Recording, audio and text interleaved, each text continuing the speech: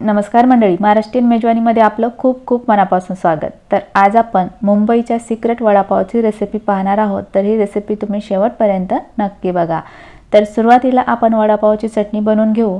त्यासाठी ग्राइंडर घ्यायचे आणि ग्राइंडरमध्ये टाकण्यासाठी इथे मी अर्धी वाटी खमंग भाजलेले आणि सालीसोबत शेंगदाणे घेतले आहे। आता यामध्ये 2 चमचे भाजलेलं सुकं खोबरं टाकून घ्यायचे।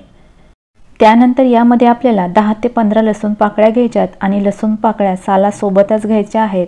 असं सालासोबत लसूण पाकळ्या चटणीमध्ये घातल्यामुळे ही चटणी खूप खमंग तयार होते। त्यानंतर अर्धा चमचा जिरे, अर्धा चमचा मीठ आणि 2 चमचे लाल मिर्च पावडर यामध्ये टाकून घ्यायचे।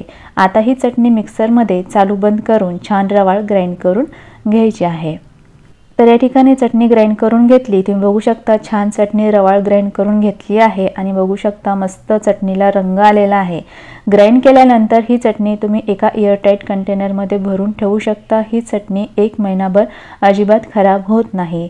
तर तयार केलेली ही वडापावची चटणी एका बाउलमध्ये काढून बाजूला ठेवून देऊ। त्यानंतर परत आपल्याला तेच मिक्सरचं भांडं घ्यायचं आहे आणि या भांड्यामध्ये 1 चमचाभर धने टाकून घ्यायचे। त्यानंतर 4 हिरव्या मिरच्यांचे तुकडे, 2 अद्रकचे तुकडे, 7 ते 8 अशा लसूण पाकळ्या टाकून घ्यायच्या आणि या मसाल्याचं जाडसर वाटण तयार करून घ्यायचं आहे।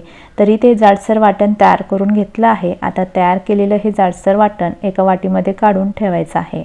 त्यानंतर गॅसवर कढई ठेवली आणि कढईमध्ये 3 चमचे तेल टाकून घेतलं आहे। तेलामध्ये थोडासा हिंग टाकायचा आहे आणि तयार केलेलं जाडसर वाटण टाकून घ्यायचं आहे। हे जाडसर वाटण या तेलामध्ये 2 मिनिटभर मीडियम आचेवर परतून घ्यायचं आहे। वाटण अर्धा मिनिट परतून झाल्यानंतर यामध्ये आपल्याला पाव चमचा हळद, अर्धा चमचा जिरे पावडर टाकायचं आहे आणि परत ही फोडणी अर्धा मिनिट तेलामध्ये परतून घ्यायची आहे। अर्ध्या मिनिटानंतर या ठिकाणी आपल्याला गॅस बंद करून घ्यायचा आहे आणि या वाटणामध्ये टाकण्यासाठी इथे मी 3 उकडलेल्या बटाट्याच्या फोडी घेतल्या आहेत। तर आता ह्या सर्व फोडी या वाटणामध्ये टाकून घ्यायच्या आहे। त्यानंतर यामध्ये चवीपुरतं अर्धा चमचा मीठ आणि थोडासा कट केलेला कोथिंबीर टाकून घ्यायचा आहे। आता या वाटणामध्ये बटाट्याच्या फोडी, मीठ, कोथिंबीर एकजीव करायचे आणि एकजीव करत असताना आता ह्या बटाट्याच्या फोडी चमच्याने अशा मॅश करून घ्यायच्या आहे।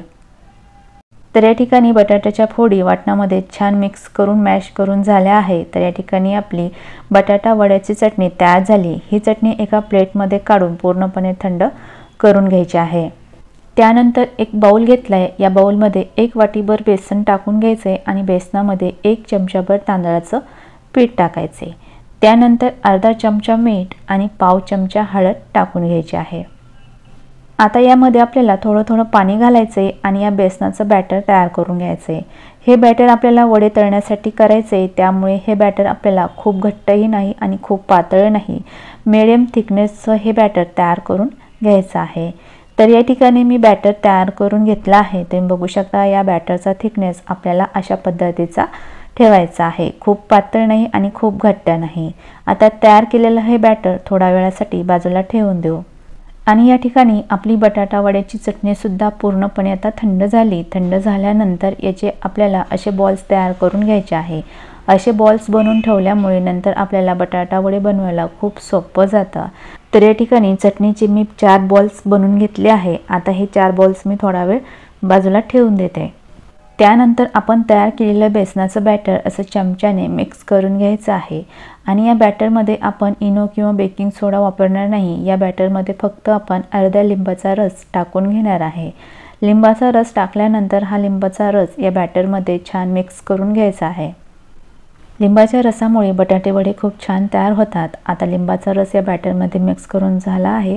आता या बॅटरमध्ये आपण तयार केलेले बटाट्याचे बॉल्स टाकून घ्यायचेत आणि हे बटाट्याचे बॉल्स या बेसनाच्या बॅटरमध्ये असे मिक्स करून घ्यायचेत। या बॉल्सच्या वरती आपलं तयार केलेलं बेसनाचं बॅटर असं टाकून घ्यायचे आणि त्यानंतर आता हा बॉल चमच्यानेच उचलून तेलामध्ये सोडायचा आहे। बटाटे वडे तळण्यासाठी तेल मी छान गरम करून घेतलं आहे। आता या गरम तेलामध्ये मी सुरुवातीला 2 बटाटे वडे टाकून घेतलेत। तेलामध्ये बटाटे वडे टाकल्यानंतर झाऱ्याने या बटाटा वड्यावर आपल्याला अशा पद्धतीने तेल सोडायचे आणि या बटाटे वड्याची साईड बदलून आपल्याला हे बटाटे वडे छान ब्राऊन होईपर्यंत या तेलामध्ये तळून घ्यायचे आहे। तर या ठिकाणी बटाटे वडे छान ब्राऊन रंगाचे तळून झाले। तुम्ही बघू शकता खूप मस्त आणि कुरकुरीत असे आपले हे बटाटे वडे तयार झाले। बटाटे वडे साईडला ठेवते आणि सेम पद्धतीने बाकीचे बटाटे वडे सुद्धा आपल्याला तेलामध्ये सोडायचे आहे। तेलामध्ये सोडल्यानंतर या वड्यावर झाऱ्याने असं तेल सोडायचे आणि हे बटाटे वडे दोन्ही साईडनी छान ब्राऊन रंगाचे होईपर्यंत तळून घ्यायचे आहे। तर या ठिकाणी दुसरे सुद्धा बटाटे वडे छान ब्राऊन रंगाचे तळून झाले। आता हे बटाटे वडे सुद्धा काढून घेऊ। तर या ठिकाणी मी 5 बटाटे वडे तळून घेतलेत आणि वडापाव सोबत खाण्यासाठी मिरची सुद्धा तळून घेतली आहे। त्यानंतर वडापाव बनवण्यासाठी इथे मी पावमधून कट करून घेतला आहे। आता या पावमध्ये तयार केलेली भरपूर अशी वडापावची चटणी टाकून घ्यायची आणि त्यानंतर गरमागरम बटाटा वडा या पावमध्ये ठेवून द्यायचा आहे। तर खाण्यासाठी तयार झालेला आहे मुंबईचा सिक्रेट वडापाव। हा वडापाव खूप छान लागतो। तुम्ही या वडापावची एकदा चव घेतली तर या वडापावची चव तुम्ही कधीच विसरणार नाही, इतका छान हा वडापाव लागतो। तर ही रेसिपी तुम्ही नक्कीच ट्राय करा आणि तुम्हाला ही रेसिपी कशी वाटली कमेंटमध्ये नक्की सांगा।